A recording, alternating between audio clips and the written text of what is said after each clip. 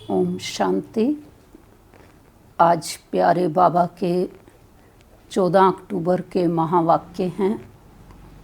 आज के महावाक्यों में बाबा श्री कृष्ण के जन्म का बहुत बड़ा रहस्य स्पष्ट कर रहे हैं कि श्री कृष्ण की महिमा उसके माता पिता से भी अधिक है। उसका कारण क्या है? हम सभी इंतज़ार कर रहे हैं सतयुगी दुनिया में श्री कृष्ण के अवतरण का, आने का, प्रथम महाराज कुमार होने का। तो बाबा समझा रहे हैं कि श्री कृष्ण का जो जन्म है वो योग बल से है। उसको जन्म देने वाले जो माता पिता हैं वो योग बल से पैदा नहीं होंगे, लेकिन श्री कृष्ण उनके द्वारा योग बल से पैदा होगा।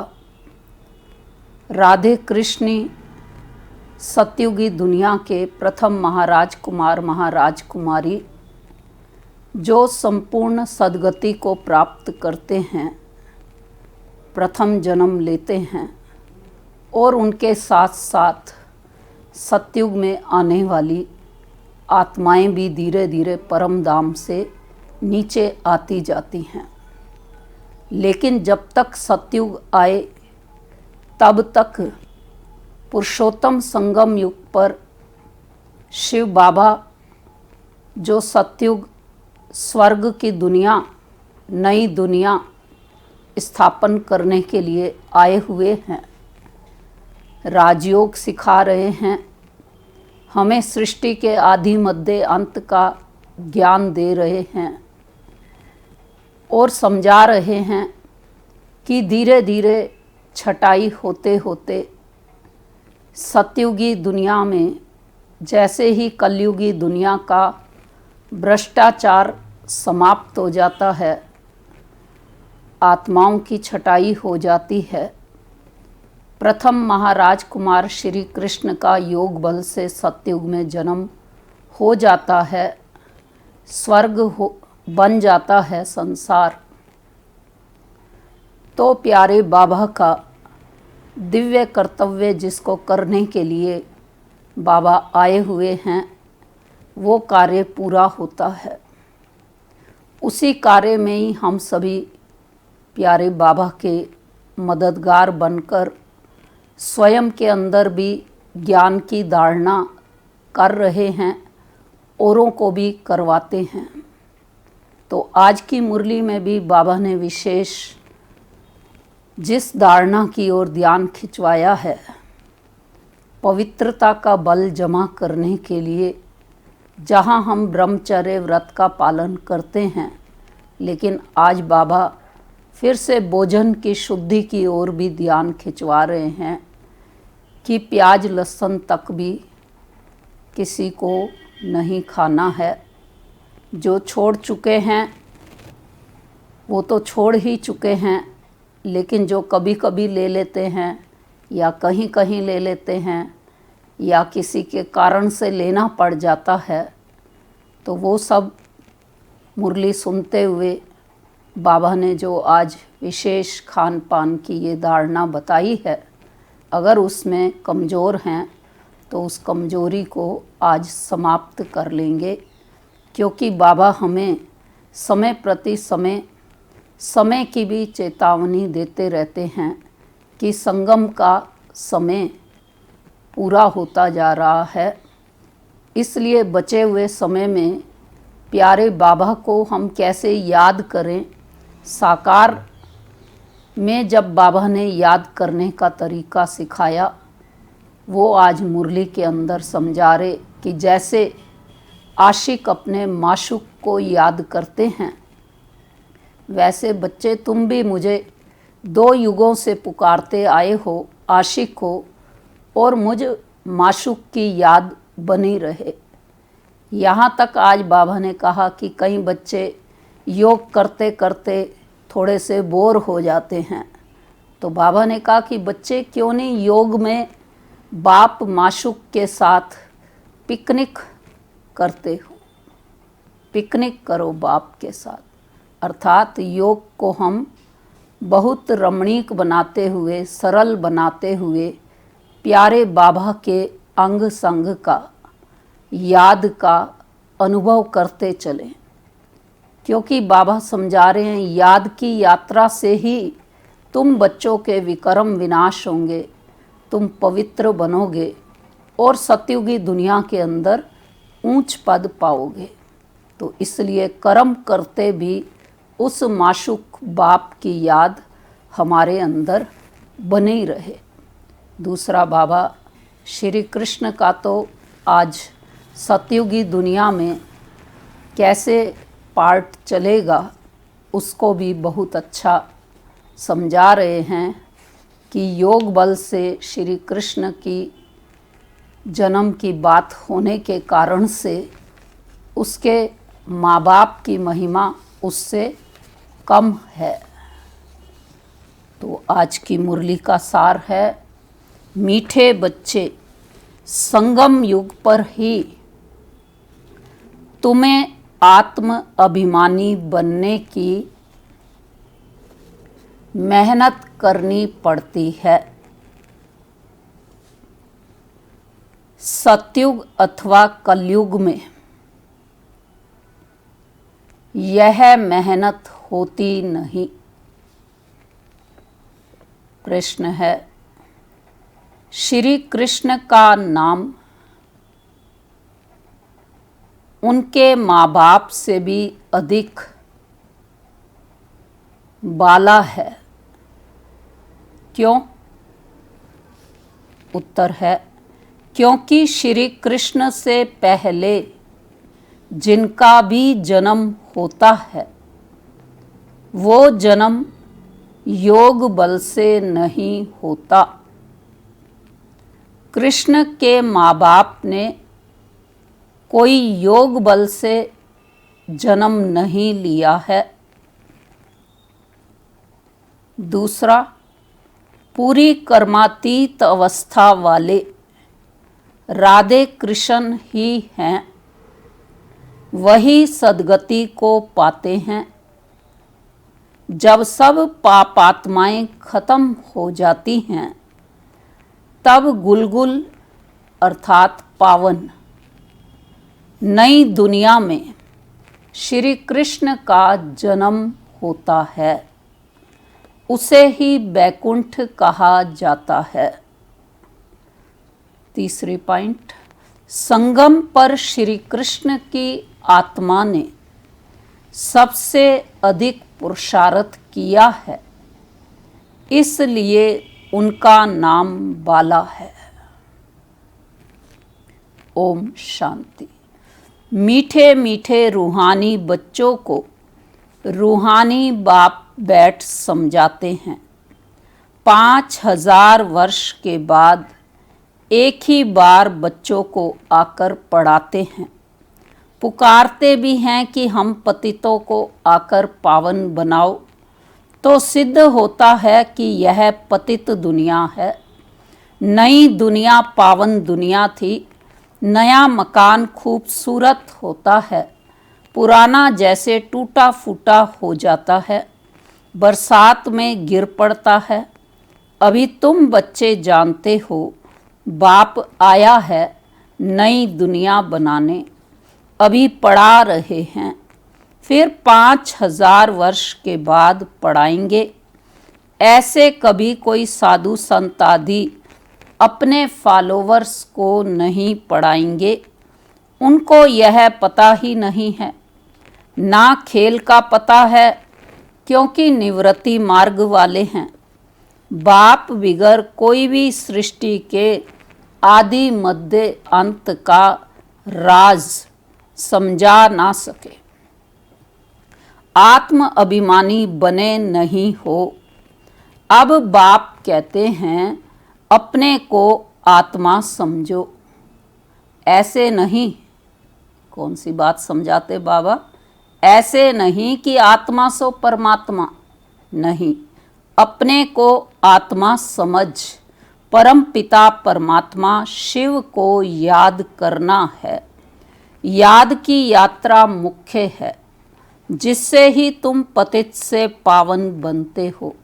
इसमें कोई स्थूल बात नहीं है, कोई नाक कान आदि नहीं बंद करना है। मूल बात है अपने को आत्मा समझ बाप को याद करना। तुम आधा कल्प से हिरे हुए हो देह अभिमान में रहने के। पहले अपने को आत्मा समझेंगे, तब बाप को याद कर सकेंगे। भक्ति मार्ग में भी बाबा बाबा कहते आते हैं। बच्चे जानते हैं सतयुग में एक ही लौकिक बाप है, वहाँ पारलौकिक बाप को याद नहीं करते हैं क्योंकि सुख है। भक्ति मार्ग में फिर दो बाप बन जाते हैं, लौकिक और पारलौकिक। दुख में सब परलौकिक बाप को याद करते हैं। सतयुग में भक्ति होती नहीं, वहाँ तो है ही ज्ञान की प्रारब्ध। ऐसे नहीं कि ज्ञान रहता है, इस समय के ज्ञान की प्रारब्ध मिलती है। बाप तो एक ही बार आते हैं। आधा कल्प बेहद के बाप का सुख का वर्षा रहता है, फिर लौकिक बाप से अल्पकाल का वर्षा मिलता है। यह मनुष्य नहीं समझा सकते, यह है नई बात। 5000 वर्ष में संगम युग पर एक ही बार बाप आते हैं, जबकि कलयुग अंत सतयुग आदि का संगम होता है, तब ही बाप आते हैं नई दुनिया फिर से स्थापन करने। नई दुनिया में इन लक्ष्मी नारायण का राज्य था, फिर त्रेता में राम राज्य था। बाकी देवताओं आदि के जो इतने चित्र बनाए हैं वह सब है क्या है, भक्ति मार्ग के ये सब चित्र हैं। तो इसलिए बाबा कह रहे कि ये सब चित्र हैं भक्ति मार्ग की सामग्री। बाप कहते हैं इन सब को भूल जाओ, अपने घर को और नई दुनिया को याद करो। ज्ञान मार्ग है समझ का मार्ग, जिससे तुम 21 जन्म समझदार बन जाते हो। कोई दुख नहीं रहता। सतयुग में कभी कोई ऐसे नहीं कहेंगे, कौन सी बात सतयुग में नहीं कहेंगे कि हमको शांति चाहिए। कहा जाता है ना, मांगने से मरना भला। तो बाप तुमको ऐसा शाहूकार बना देते हैं जो देवताओं को भगवान से कोई चीज़ मांगने की दरकार नहीं रहती है। आज की ये मुरली की नई पॉइंट कि सतयुग में कोई शांति भी नहीं मांगता, देवताओं को कुछ भी मांगने की ज़रूरत नहीं रहती, क्योंकि संगम युग पर बाबा इतना भरपूर कर देते हैं, शाहूकार बना देते हैं। फिर बाबा कंट्रास्ट में यहाँ का बता रहे हैं शांति के लिए सब क्या करते हैं। यहाँ तो दुआ मांगते हैं ना, पोप आदि आते हैं तो कितने दुआ लेने जाते हैं, पोप कितनों की शादियाँ कराते हैं। बाबा तो यह काम नहीं करते। भक्ति मार्ग में जो पास्ट हो गया है सो अब हो रहा है, सो फिर रिपीट होगा। अभी भी हो रहा है और 5000 साल के बाद जब नाटक दोहराया जाएगा फिर वो भी सब दृश्य रिपीट होंगे। दिन प्रतिदिन भारत कितना गिरता जाता है। अभी तुम हो संगम पर, बाकी सब हैं कलयुगी मनुष्य। जब तक यहाँ ना आए तब तक कुछ भी समझ ना सकें कि अभी संगम है व कलयुग है। एक ही घर में बच्चे समझते हैं संगम पर हैं। बाप कहेंगे हम कलयुग में हैं तो कितनी तकलीफ हो पड़ती है। खान पान आदि का भी झंझट हो पड़ता है। तुम संगम युगी हो, शुद्ध पवित्र भोजन खाने वाले। देवताएं कभी प्याज आदि थोड़े ही खाते हैं। इन देवताओं को कहा ही जाता है निर्विकारी। भक्ति मार्ग में सब तमो प्रधान बन गए हैं। अब बाप कहते हैं सतो प्रधान बनो। कोई भी ऐसा नहीं है जो समझे कि आत्मा पहले सतो प्रधान थी फिर तमो प्रधान बनी है, क्योंकि वह तो आत्मा को निर्लेप समझते हैं। आत्मा सो परमात्मा है ऐसे ऐसे कह देते हैं। बाप कहते हैं ज्ञान सागर मैं ही हूँ। जो इस देवी देवता धर्म के होंगे वह सब आकर फिर से अपना वर्षा लेंगे। अभी सैपलिंग लग रही है, तुम समझ जाएंगे यह इतना ऊंच पद पाने लायक नहीं है।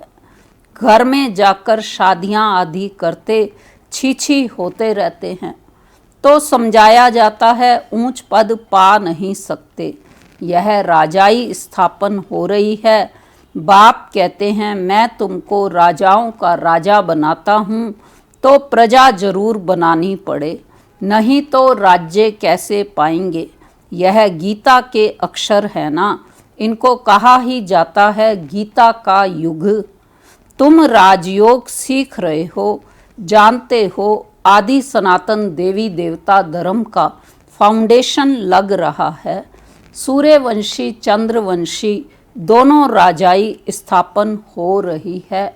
ब्राह्मण कुल स्थापन हो चुका है। ब्राह्मण ही फिर सूर्यवंशी चंद्रवंशी बनते हैं।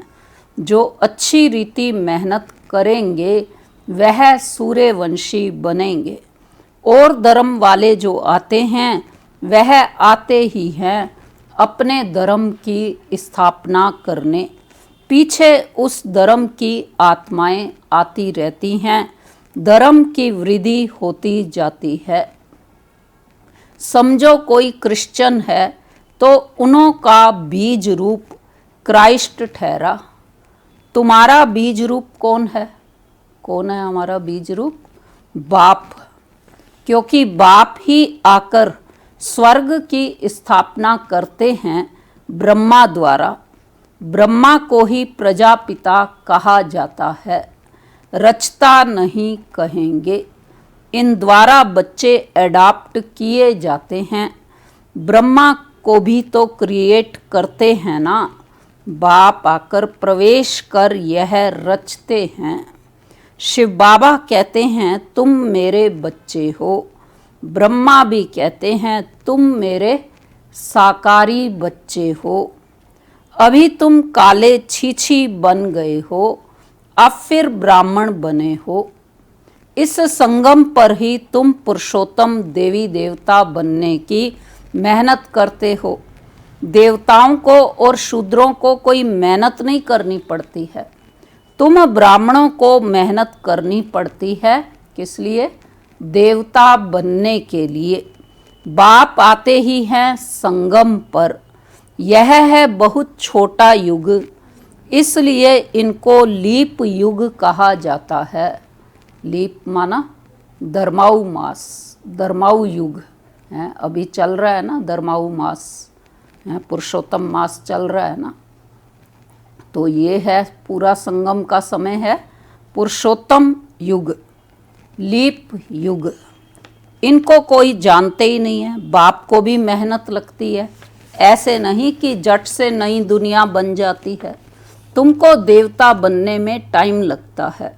जो अच्छे कर्म करते हैं तो अच्छे कुल में जन्म लेते हैं। अभी तुम नंबरवार पुरुषार्थ अनुसार गुलगुल बन रहे हो। गुलगुल माना पवित्र पावन, तो आत्मा ही बनती है। अभी तुम्हारी आत्मा अच्छे कर्म सीख रही है। आत्मा ही अच्छे व बुरे संस्कार ले जाती है। अभी तुम गुलगुल, फिर से बाबा गुलगुल का और अर्थ बता रहे हैं, फूल। तो अभी तुम गुलगुल बन अच्छे घर में जन्म लेते रहेंगे। यहाँ जो अच्छा पुरुषार्थ करते हैं तो जरूर अच्छे कुल में जन्म लेते होंगे। अंडरलाइन कर लें इस बात को कि हम पुरुषार्थ कर रहे हैं बाबा के बच्चे बन कर के, तो हम सबका जन्म अच्छे कुल में है ही है। तो नंबरवार तो है ना, जैसे जैसे कर्म करते हैं ऐसा जन्म लेते हैं। जब बुरे कर्म करने वाले बिल्कुल खत्म हो जाते हैं, फिर स्वर्ग स्थापन हो जाता है छांट छूट होकर। तमो प्रधान जो भी हैं वह खत्म हो जाते हैं, फिर नए देवताओं का आना शुरू होता है।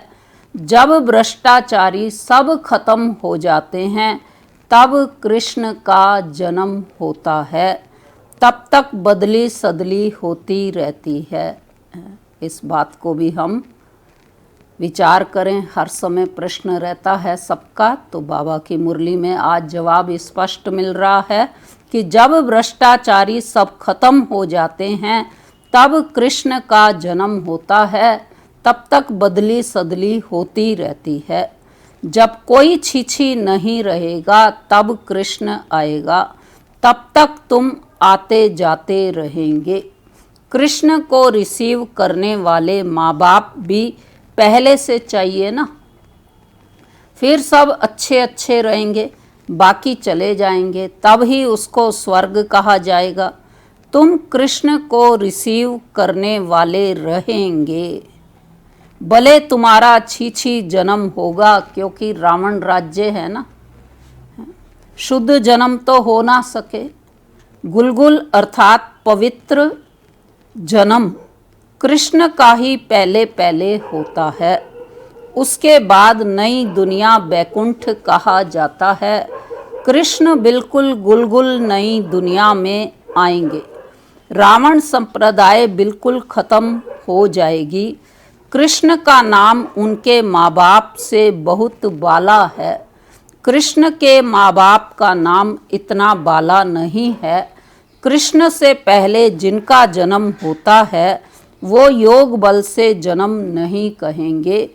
ऐसे नहीं कृष्ण के माँ बाप ने योग बल से जन्म लिया है, नहीं। अगर ऐसा होता तो उन्हों का भी नाम बाला होता। तो सिद्ध होता है उनके माँ बाप ने इतना पुरुषार्थ नहीं किया है जितना कृष्ण ने किया है।